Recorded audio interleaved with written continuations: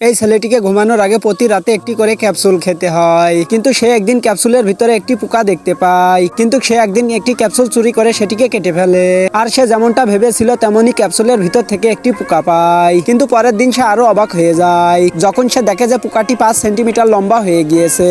তাই ছেলেটি তার বায়োলজি টিচারের কাছে সাহায্য চায় এবং টিচার তাকে বলে যে এটা কোনো পোকা নয়, বরং একটি ফাঙ্গাস, এবং এটা এমন একটি ফাঙ্গাস যেটা প্রায় বিলুপ্ত হয়ে গিয়েছে।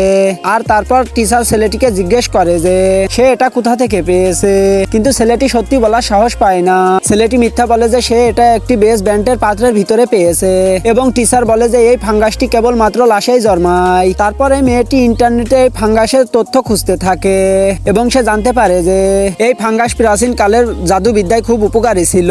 এমনটা বলা হয় যে এই ফাঙ্গাস আত্মার সাথে যোগাযোগ এবং তার মাধ্যম ছিল।